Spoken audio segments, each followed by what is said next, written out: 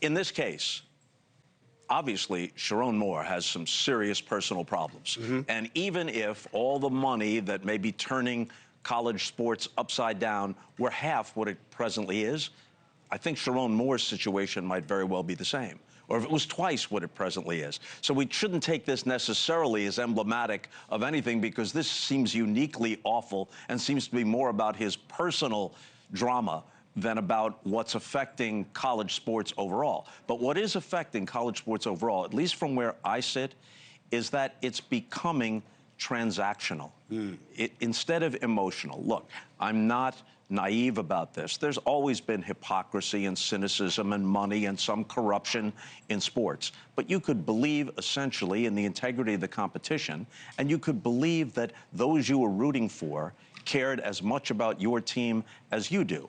Now you've got to completely compartmentalize. You're a fan. It's your alma mater. You love, in the case of Michigan, to go back to campus, to go to the big house, 100,000 every time. Only a couple of years ago, they go 15-0 under Jim Harbaugh. They win the national championship. There's all kinds of good feeling around it. But you're going to have to put all that aside, not just there, but at many other places, when you realize that these players, and I'm not saying they're bad young men, they're not, but they take the NIL money. There's a transfer portal. You, as a student, you're there with your pom-poms and your alumni jacket and everything.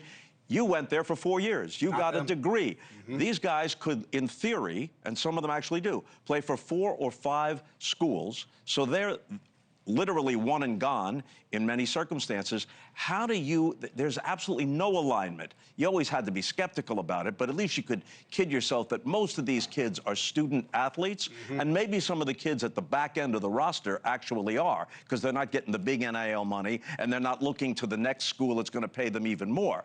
But this has become so transactional and so cynical. If my alma mater is Syracuse.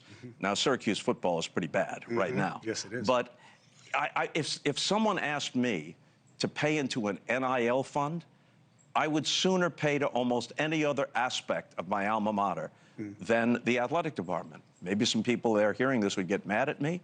I mean, I love it when Jim Boeheim's teams went to the Final Four and all the rest. I like going back to campus.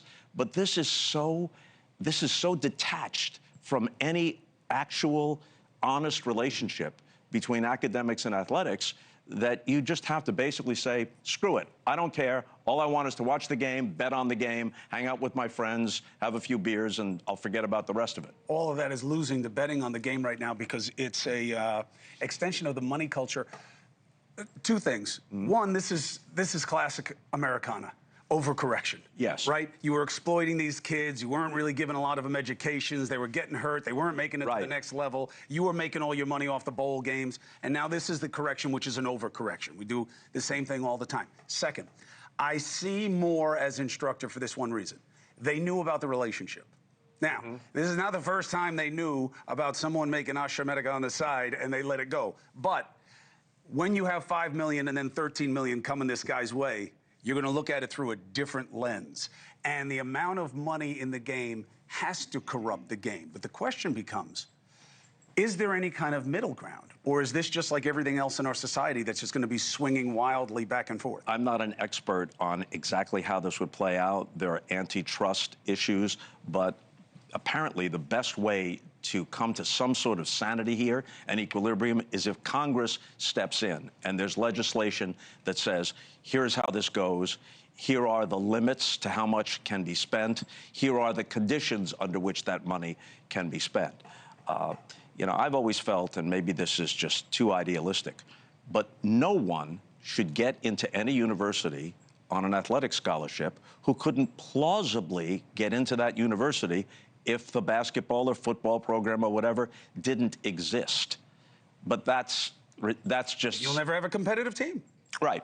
Once in a while, you'll have a group of guys who learn a system and they can compete against better athletes. And Princeton will go to the Final Four under Pete Carrill or something like that. And no one's going to unilaterally disarm. No. The other thing that might be helpful and again, this is maybe too idealistic, it used to be, we both remember, freshmen were ineligible. Yes. You could be a dubious student, or you could be Bill Bradley on your way to a Rhodes Scholarship. You couldn't play as a freshman, which meant that you had to establish that you were an actual student. You had to be eligible by the time you were a sophomore. If they reinstated that and then gave you 4 or even 5 more years of eligibility after that, that would be fine. But they're not going to do that.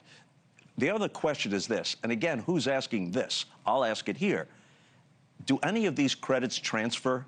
If a guy plays, and there are guys already who've played at 4 or 5 different universities, however many credits he accrued at University 1, does that carry over to University 2 and then University 3? Is he accumulating credits toward a degree? Is there, no matter how many years he's in college? Or is this all just a farce? It is a farce.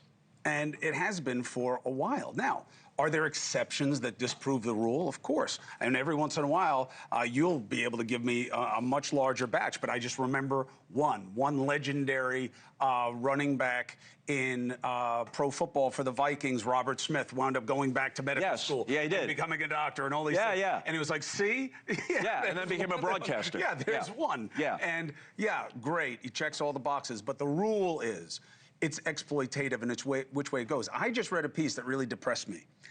And it used this scenario of NIL, name, image, and likeness money, as a metaphor for the demise of our democracy in general. That money corrupts everything it touches, just like our politics. That the money has ruined it.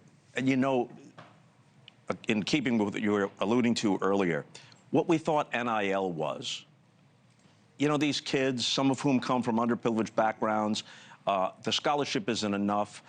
If a kid can play the violin and he's at your university, he can play in the local orchestra if they want to employ him. Why couldn't that kid do an ad for the local car dealership? Why couldn't he make money off his fame as a football or basketball player or whatever sport it might be? That's what we thought it was. We didn't think that automatically the universities would come up with NIL funds and whatever Yahoo alumni want to send them hundreds of thousands or millions of dollars so that they can purchase some 18-year-old kid to come to play for that university, whether or not he actually cares about being at a university. That's what it's become. We thought it was a move toward fairness, not toward insanity.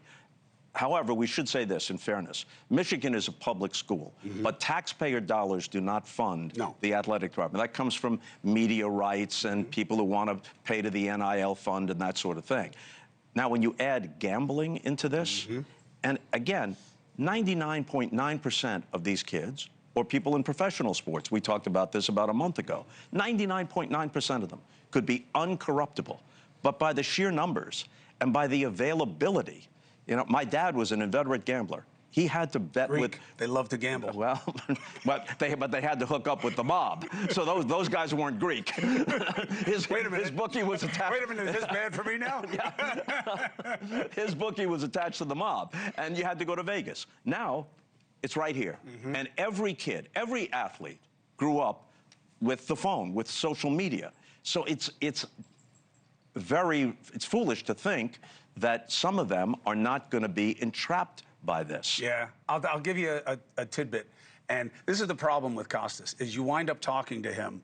You remember when Connie Chung did that famous interview where she said, just between us, what do you think? Oh, right. And they were doing the interview.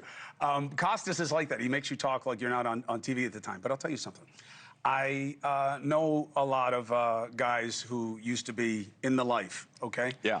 And they tell me, and I haven't really touched it in reporting, but everything they've said so far has been true, that my assumption, which is the same as yours, is now it's all here. You're all FanDuel. You don't need bookies anymore. They say, we don't know how wrong we are. That the kids get hooked. People are getting hooked. Now they need leverage. Yeah. And they are going, and that they are making money like they've never made before, and that the mob is all over. So this leads them to the mob. This leads them to the kind of guys my dad used to bet with decades ago. I'll front you some money. I know, you're just having a bad patch. I know they tapped you out on the credit card. I know. Right. I'll give you some leverage. But just get a few more guys. Come to me. Tell them to come to me.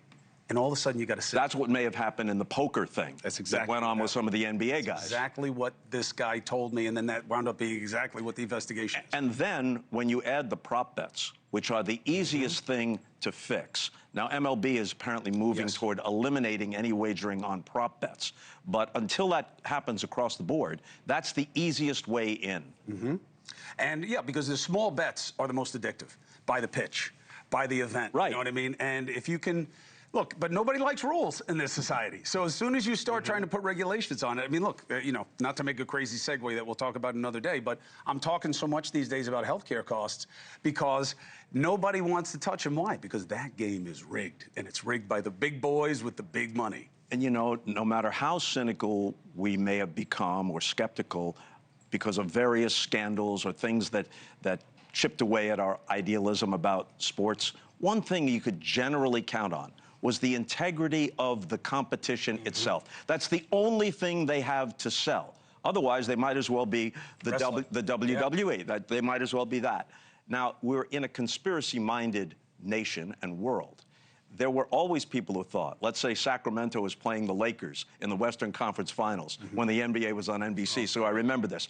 Fans in Sacramento were sure that the officials and the league office wanted the Lakers to win so that they'd play in the finals, get bigger television ratings. Whether that was true or not, they believed it. Now, when you throw gambling into the mix and people are losing their bets or the line swings a little bit, it doesn't really change the outcome, but it does change the line, then that just fuels it. And 20, 30 years ago, they didn't have this to complain. Now on social media, it goes all over the place. This game was fixed. This line was fixed. This guy purposely did or didn't do that.